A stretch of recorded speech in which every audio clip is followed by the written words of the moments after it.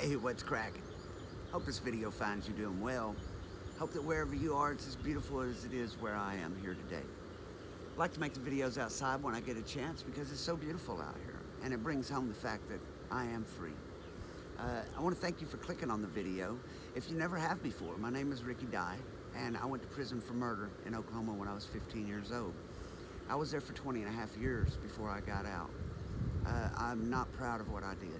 It's the greatest regret of my life. It's the one thing I would change if I could. Not only for the victim and their family, but for my family as well, for all the families involved. If you would like to watch my story, if you'll start at the beginning, I started from where it all began, when I was 15 years old. The crime, why I committed it, the state of mind I was in when it happened, and what led me to be in that situation in the first place. I talk about being certified as an adult and going on to prison, and exactly how that process takes place. And then I talk about my experiences and what happens when you do send a 15-year-old to prison. I also try to share some of the things that I've learned that help me cope and stay happy in day-to-day life. And I hope that those things will help you as well. I have a lot of new subscribers over the next day. I went and posted, Chad Marks, I did a video with him, and I asked him how to help me grow my channel. And he told me to go on Facebook, get in some of these true crime groups, and post my videos there. And so I hadn't felt good in quite a while. You guys know it's been a rough couple of weeks for me, and I have some things to talk about at the end of the video for that. But today I wanted to get straight into my story here in a moment. For the people who may have just watched for the first time, I don't want to bore them out. I want to give them a good story. So I went to post in some of those true crime groups. I asked for permission first because they say you can't self-promote. And I asked one lady, and she said, no, that's self-promoting, but what'd you do? Who'd you kill and why? And so I told it just like I tell it here, honestly and openly, and taking full responsibility for everything I did, as I always do. And man, she went left. She went to call me a piece of shit and all kinds of stuff. But when she did, a lot of other people in the group didn't think it was very nice the way she talked to me. And they took the time to reach out to me on Facebook. They asked for the link. They've been sharing it for me, and they've come here. And I want to welcome you guys and thank you for your kindness. For not jumping on that very unwelcoming bandwagon. Thank you. Usually the sound on my videos is a lot better. When I did the video with Brandon the other day, I went up there, I took my mics and stuff with me, and I left the mics. So today I'm having to make it with the earbuds. I hope you don't have any problem with the sound. Today I'm going to back up in my story. I like to tell it in order. Where I'm at in the story now, I have just left Cushing and I'm about to hit Holdenville. But before I jump into that, I want to backtrack and talk about some things that I missed as I've been going through the stories I've talked about. Also, the next few videos coming up, I'm going to do a series called Oklahoma Prison Legends. It's going to be about the legends of Oklahoma, the guys that you hear about when you go there, the guys that I looked up to, and some that I was quite frankly pretty afraid of. I'm not just telling you what I've got from a newspaper clipping or from other people's stories. I'm telling you from the encounters I have with these people, the things that they've told me themselves. So that'll make it a little different than some of the other videos you may watch on YouTube. But today, 3.5 minutes in, I'm jumping back into my story. So I was at Hinton. For a lot of you guys, I've already explained what Hinton was like. But Hinton was the first private prison that Oklahoma used. North Carolinas were there at first, and then we got the contract, so they started sending 100 people back to North Carolina and bringing 100 in from Oklahoma, as they did. So send 100 of them out, 100 of us in. It's like 1,500 of them and 100 of us, 1,400 of them, 200 of us. And I've told you about all the trouble we have with those guys from North Carolina. But once they got those guys out of there, I told you there was a time when I got in, man, I ended up in over $4,000 debt in prison. And my mom was expecting to go in to have a back surgery. I had lost my girlfriend that was helping me bring in drugs, but unfortunately I had a real bad drug habit by then. And everyone said, hey, Ricky Dye's word is good, his credit's good, so people would give me anything. They would bring in drugs, and as soon as they'd get them, hey man, go holler at Ricky Dye, he's got money. They'd come over there, they'd give me a little, give me some of it to test it and make sure it's good. Now, do you want some credit? So you end up, hell yeah, you're gonna take credit when you're a drug addict, and it's being offered to you, and they're even giving you a little. And then just money, you get in debt in prison. I've tried to open up a poker game. End up losing instead of making money. So stressed out, instead of sitting there cutting the pot, making money the way I've told you you can, I get out there calling every hand. I tried to make some money running a poker game one day, and a guy gave me some Xanaxes for what he was down. I was winning the whole sack. I had a whole sack jail, man. I was going to keep everything that had come in the game. I had everybody at the table down. This guy gives me a couple of Xanaxes for some of what he owes. I took those, come back after dinner playing, and I was high on those Xanaxes, and somehow I lost everything. I lost everything I was winning and everything I had in my cell. And I had to go borrow to pay people what I owed them. And I was already in debt. And when you're in debt in prison, if you go borrow 3 boxes of Debbie's from somebody, in a week you owe 5 back. If you don't pay that 5 back in a week, you owe 8 back. If you don't pay it next week, you owe 12, then 18, then 24. And it keeps going up 50% every week until they decide to fight you over it. But if they think that you will eventually pay, or if they think they might not be able to whoop you, or you might go get a knife, they usually just tax you, and it keeps going up. So you can't just go say, hey man, I'm gonna whoop your ass because I owe you money. If you owe somebody, you can't go fight them. You gotta wait till they try to fight you. Otherwise, everybody on the yard, if you try to borrow something, say, hey, don't loan nothing to that dude. That dude right there is gonna just try to beat you. He'll try to fight you. So you don't want your word to be like that, so you need to keep your word. So I wasn't able to get a visit. I wasn't able to hustle. My mom wasn't able to send me no money. And during that time, I accrued debt, and it just kept going up. And it got to the point where I was sleeping with a knife, and I wouldn't go to the chow hall because you got to go through a metal detector, and I didn't want people catching me without one. So I would stay in my cell all the time. I would stay up all night, and then I would sleep all day and just stand there locked in my cell with my knife. I'd come out every now and then. I'd talk to people, try to be normal, but the stress that was on me, I was under so much stress from owing all these people in prison, not knowing when someone was going to try to hurt me. So one day I decided to go to chow because I was hungry. I couldn't borrow anything. I didn't have any soups, and I go ahead and go to chow. And as soon as I get back, I got this black guy I owe. He's the head of the Bloods on the yard at the time. And he's waiting at my door, and he's got this young blood with him and another blood. Well, the biggest guy, he stays outside the cell, but this little young blood and the guy, they come in the cell. They want to talk to me, so we step in the cell, and he locks the door. And I'm standing there, and I'm thinking, they're fixing to try to jump me. They're fixing to try to jump me. I didn't know that this other black dude I owed money to, we'll call him DC. DC, I owe him some money. I owe him a couple $100. Well, I owe this blood $500. So this dude, DC, me and him, I think, are friends. We've been doing business a long time since I've been on the yard. Thing is, this dude's been in a long time. He's an older guy, and he has a crush on me. He's wanting to have sex with me. But he's never disrespectful about it. He'll pop a little joke about me being good looking, and I'll just laugh it off, and we'll go on with it, because he's never pressed me disrespectfully. And he's told these Bloods, now the thing is, this is the head of the Blood, but this is a Crip yard. The yards are mostly Crips, most all. There's not that many Bloods on the yard at the time, just a small group. And they're always kind of holding their own, kind of staying to their own to make sure they get into these Crips, because they're so outnumbered, these Crips. There's too many. They'll just overrun these Bloods. So, but they're strong. They're in a position of strength, and the Bloods have money, and this guy in particular, I'll call him Jug. Jug was the one that got the dope in all the time. He had all the money. He had cash money all the time. He had cocaine. A lot of people owed him, and these little Bloods would go collect.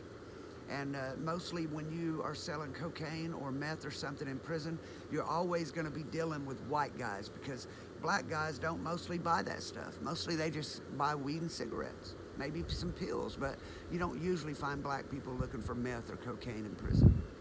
So mostly it's the white guys that owe the money, or the Indians or Mexicans, and then these black guys, these Bloods, have control of this, so they've got a lot of money and they've got stores. And this guy has got me in a lot of debt, not only for canteen, but he actually loaned me $200 for $300 back, was part of that $500, to try to help me pay off someone else who was putting some pressure on me. He was afraid we were going to end up in a fight and he would lose the money I owed him. So he loaned me $200 for $300 more to pay that guy off. So some time has went by, several months, and I told him from the beginning I wouldn't be able to pay it till my mom was okay, back on her feet, able to come visit me. I could hustle, maybe got a girl up here. I told him my mom was waiting on this settlement. As soon as she got it, I was going to pay everyone off. So my mom had sued the place where she had hurt her back. She ended up getting $50,000, and that's how I ended up getting out of this jam. She bailed me out of it. My mom has been my greatest hero and my savior all the way through it. Her prayers, my grandmother's prayers, I believe, are what saved me. I would go into a cell and have to fight someone bigger than me. I'm telling you, you'd have to go up in that cell, man, and I'd be thinking about it. You don't want to go up in that cell, man.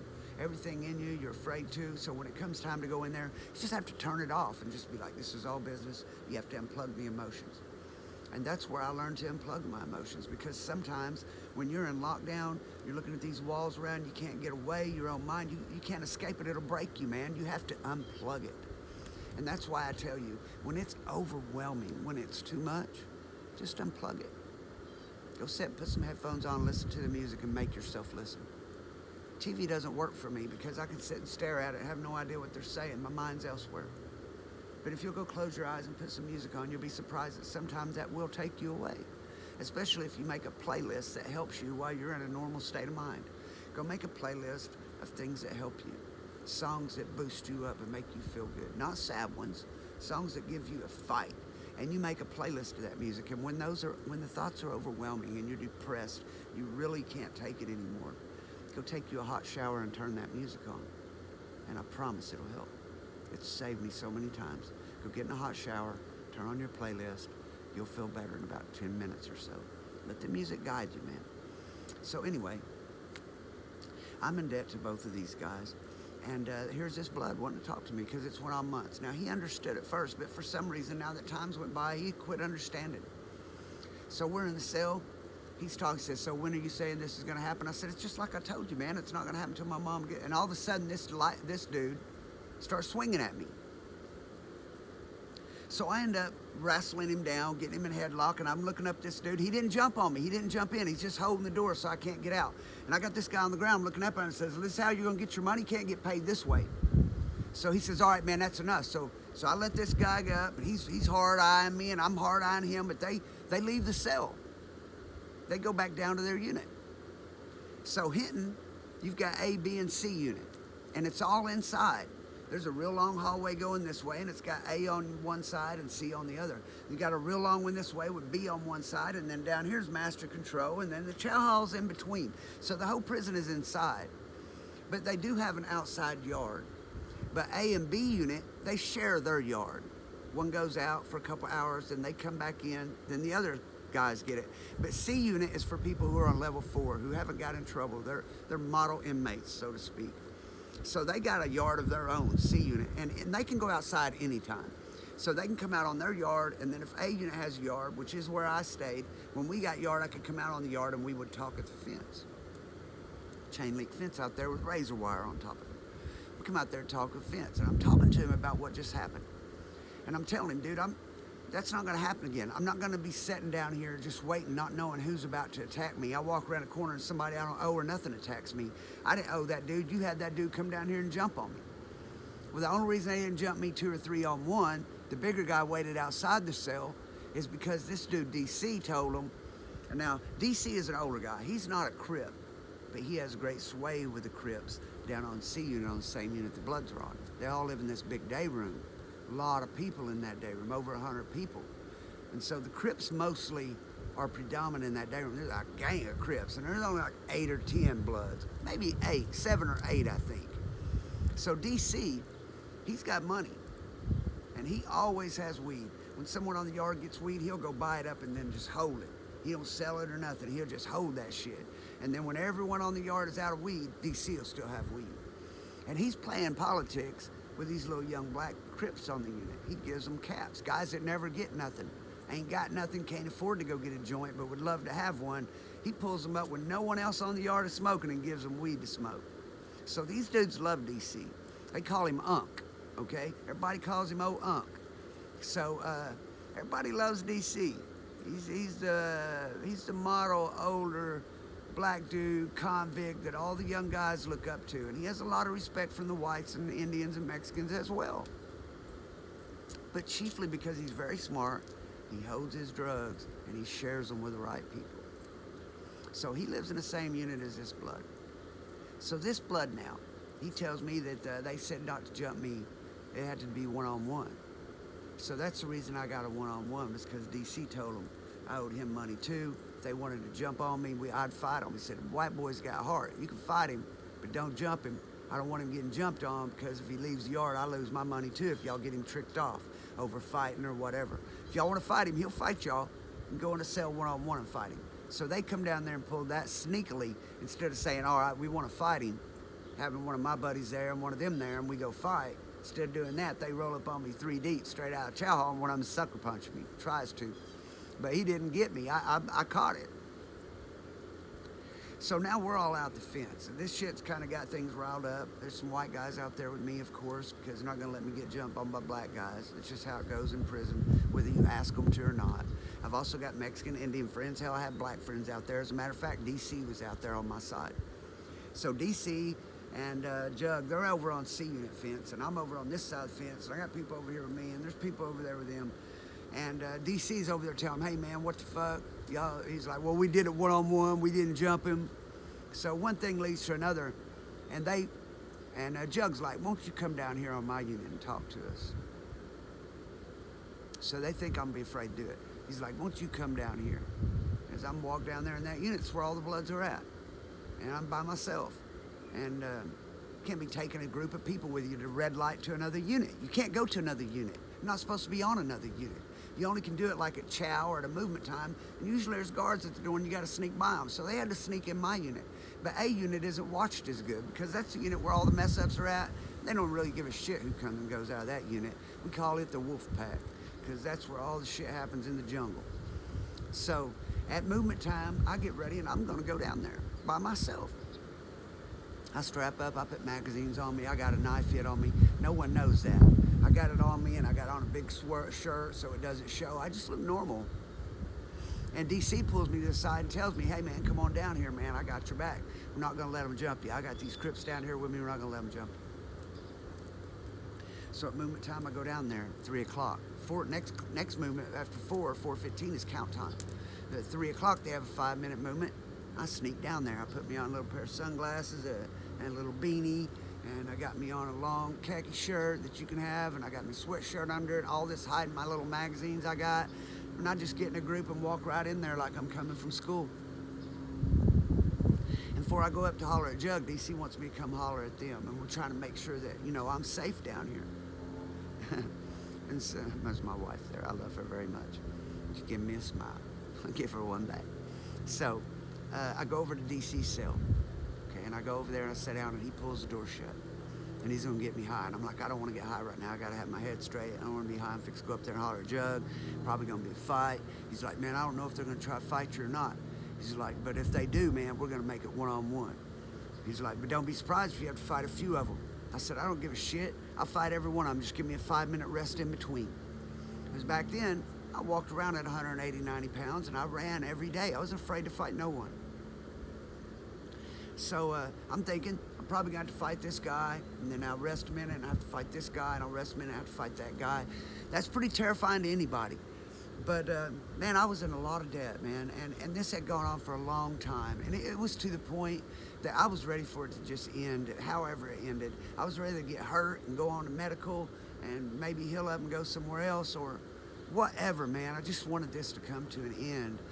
It was just the worst way you can live. And DC comes off of this. I told you he had always liked me and flirted here and there. But DC thinks I'm afraid. I guess I was so shook up. My nerves were bad. I was thinking about everything else that was going to happen. I wasn't really thinking about DC because he wasn't a threat to me. So everything he's saying is just kind of noise because my mind's up here on the fact that I might have to go fight 2 or 3 people in a row in a minute. And then all of a sudden he says, hey man, I got a plan where you won't have to worry about this. It's going to get you out of this jam you're in.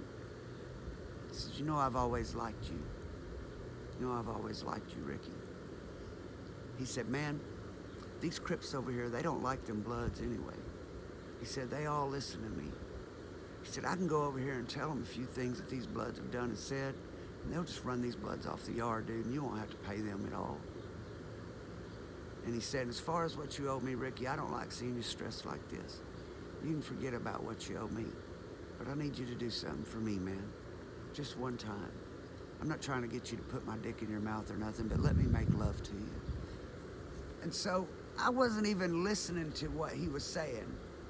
I was thinking I'm just sitting there, I'm thinking he wants to talk to me and listen to what he's saying because he's got my back, make sure I can get jumped. But really, I'm thinking about this up there. And when he says, make love to you, I turn around and I said, so basically, you'll take care of all my problems if I'll be your punk.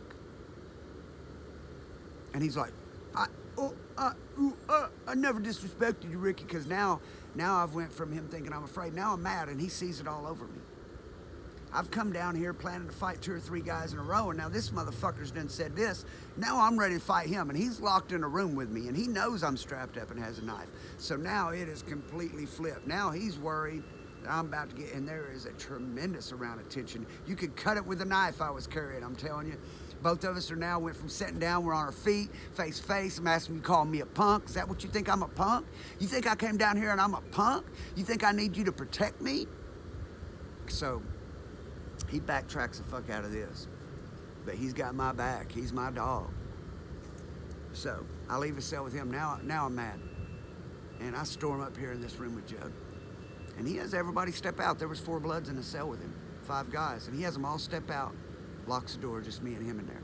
And I'm thinking, now it's just me and him in here. I've got into it with him before. I know I can whoop him. He's smaller than me, and I've slung him around before. I've told a story about it in a video. But plus that, I've got magazines and a knife on. But I know if I do something to him, when this door pops, those guys are right outside the door. And I don't stay on this unit. So if I stab someone down here and get caught with a knife, I'm going to go to prison for a very long time. Y'all see my cat just shoot down that tree, trying to get a bird out of the nest up in that tree. So I go up in there, me and Jug, he's act completely different now than he acted down there when he had his buddies around him.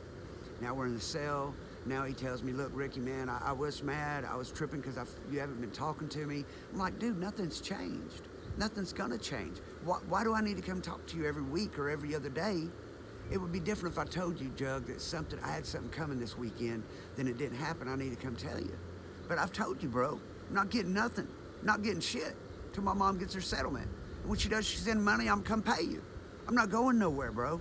For anyone else, they would have done caught out. How many motherfuckers you know that would come down here to your end in your cell with all these fucking bloods owing you this money, dude? And y'all just jumped on me earlier the fucking day, and I'm still down here. Most motherfuckers would have done caught out from y'all, and they goddamn sure wouldn't be sat down here in your cell by themselves. It's like, man, you're right, Rick, man. I got respect for you for that, dude. You are, man. I don't think you're catching out nowhere, dude. I don't think you'd go no matter what. I think we'd have to kill you. But I do believe you'll pay me, dude. I do believe you'll pay me.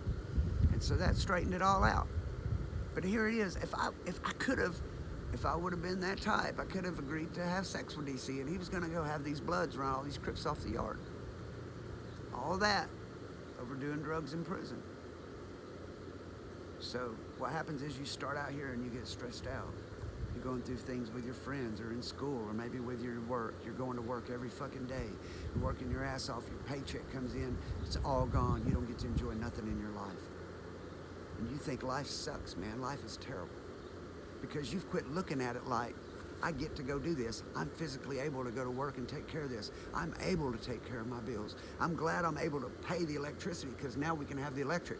You did not get nothing for that money, man. You got to have electric for a month. Your family got to benefit from that. You fed your kids. You took care of your responsibilities as a man, brother. You are doing what you're supposed to do. It's just a tough part of life. Later on in life, it won't stay that way. One day your kids will be grown. But right now, just thank God that you're able to go and do that. Because what if you weren't able to go out there and make a living? What shape would they be in now, then? And if you weren't here, what shape are your kids in then? And if you're young and you're thinking about making a mistake, hard times pass, man.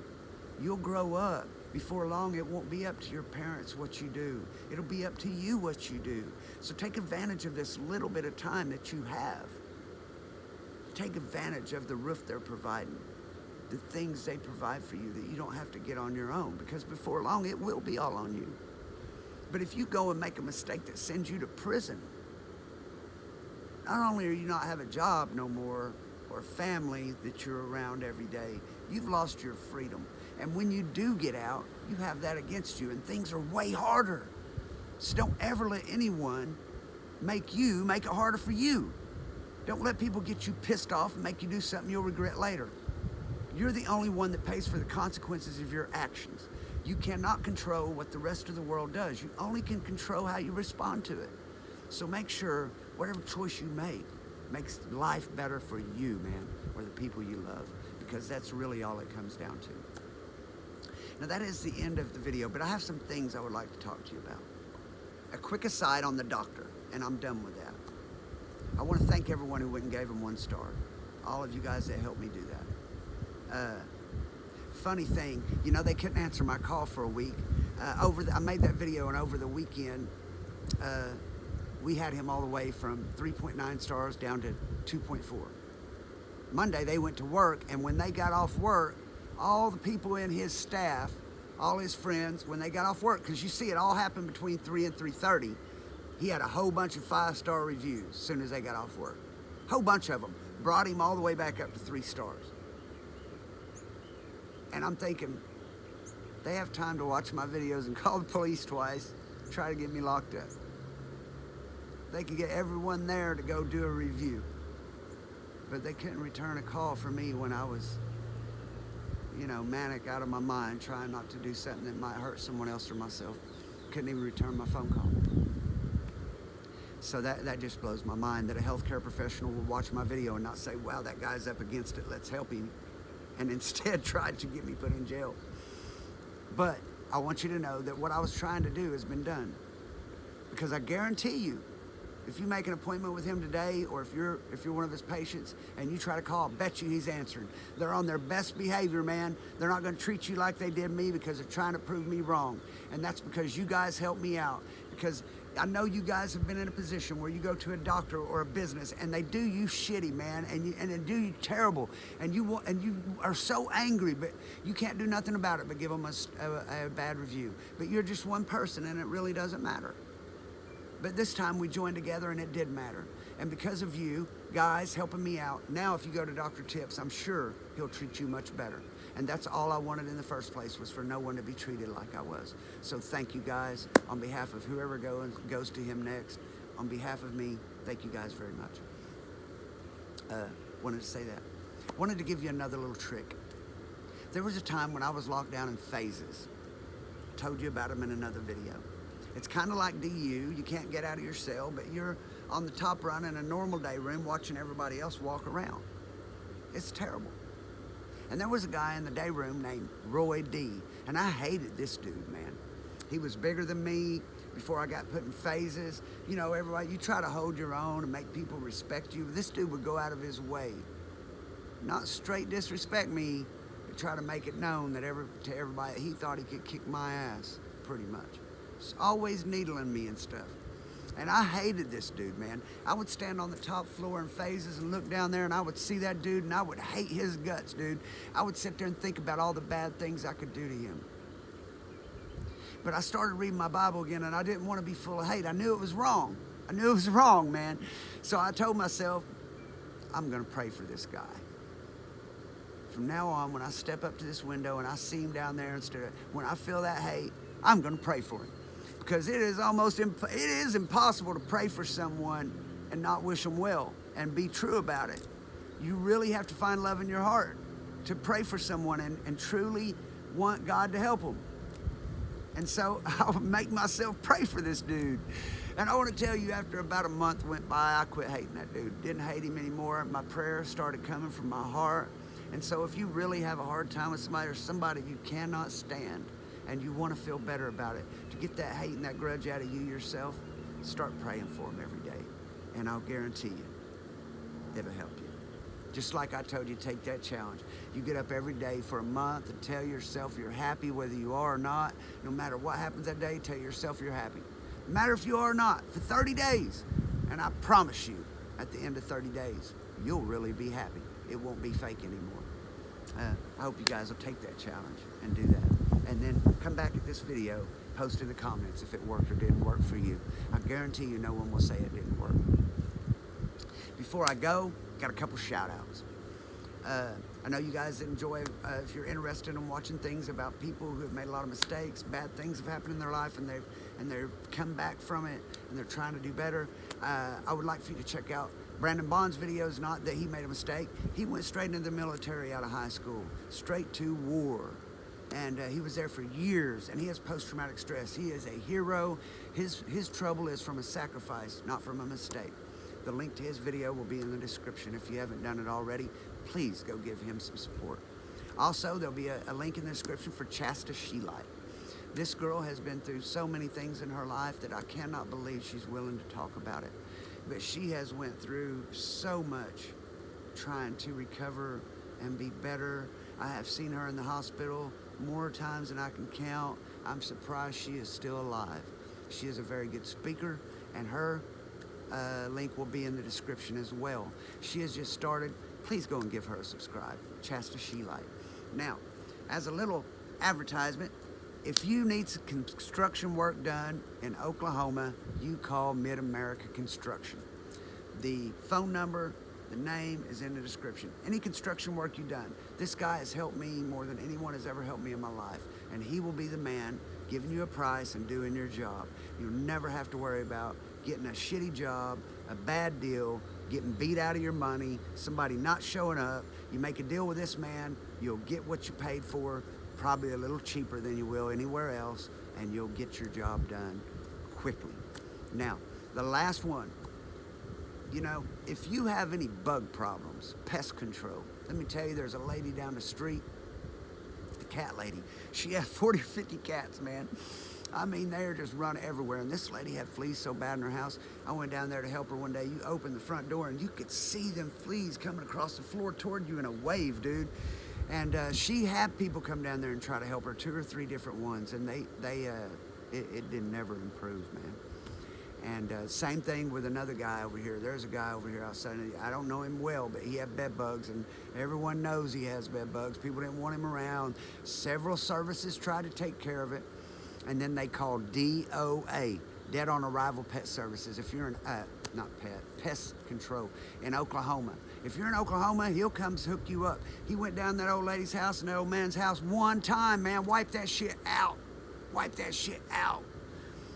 Dude has a son that was born with a mental and physical disability.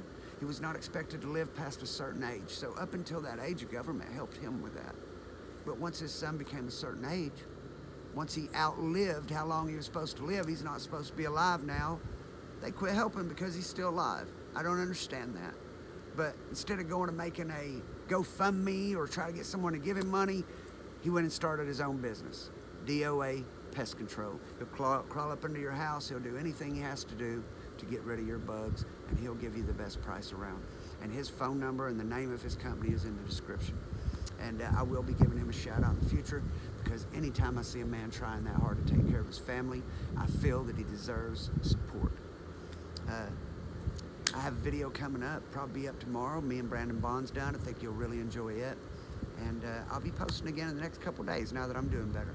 I want to thank all you guys for sticking by me. I want you to know this. I haven't been able to answer the comments. You guys know I go out of my way to answer the comments. Real quick before I leave, tomorrow I will start. Tonight and tomorrow I'll begin to answer comments. If it takes me a moment to get to yours, please don't feel slighted. I will answer your comment. I want you to know also that in this world, if you feel like you don't have nothing, know this. What makes you rich is what you count as valuable. The only reason money is valuable is because we all agree it is, because really it's just paper. The only reason it's worth anything is because we agree it is. Same as with gold or anything else. For me, because I lost so many years, the most valuable thing to me is time. You can't buy more time. You can't get more. We're here for a very short time, and I gave away so much of mine that nothing is more important to me than time, and my time and where I spend it. So I want you to know, when I come and make a video, I'm giving you the most valuable thing I have. And by watching, you in turn are giving that to me. When I go and sit and answer all those comments, it will take me 2 or 3 hours, because there are a lot of them. But when I sit and I do that, I respond to you. That's me responding to you. It's me sitting on my couch, answering you, and I'm giving you the most valuable thing that I have. And I hope that you'll share the videos with someone. Help me save someone, at least one kid. I just want to save a kid, many as I can. And hope to see you in the next video. Until then, may God bless, keep, and protect each and every one of you. Peace out.